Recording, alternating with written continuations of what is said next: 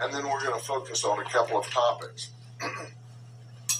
We focus on going after the human trafficking operations, and we understand that there are live victims that we're trying to rescue every day, and then we culminate with an operation such as this with our partners.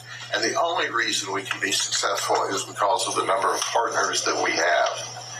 This operation began on October 2nd, and it only lasted 5 days because of the hurricane, so we had to cut it off early, and despite that, we made 157 arrests, 47 prostitutes, 96 Johns, and 14 for a variety of other charges.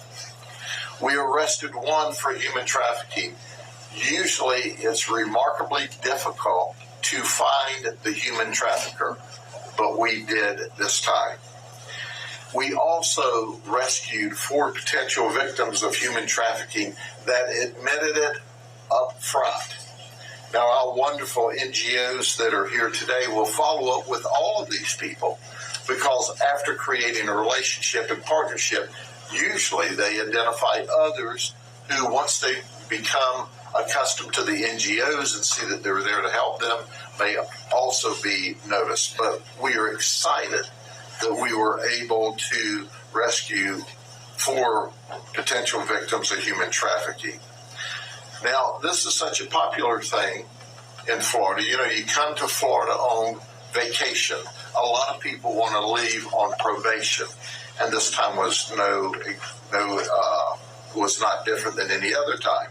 People came from 9 other states in order to be arrested in Polk County, Florida. I take that as a great compliment. They were from California, New York, Nevada, Pennsylvania, North Carolina, Kentucky, Wisconsin, Georgia, Arizona, and one came to us all the way from the UK. So I don't know how our jails and lockups have compared to the UK, but we have a subject matter expert now. 26 of those were married. The youngest John we arrested was 15. The oldest one was 61. We added 35 new felony charges and 201 misdemeanor charges as a result of this operation.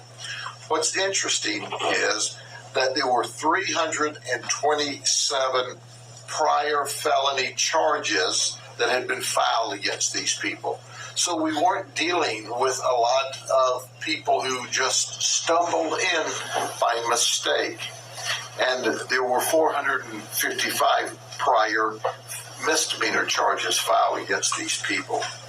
Now, these that we arrested, some of the charges included 2 counts of homicide, or 2 people charged with homicide.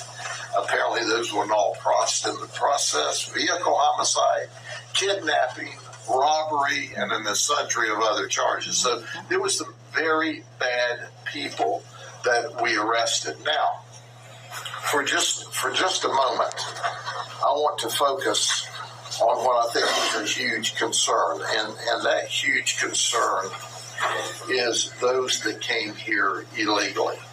So I'm going to roll out a couple of things for you. First, I want you to see this chart.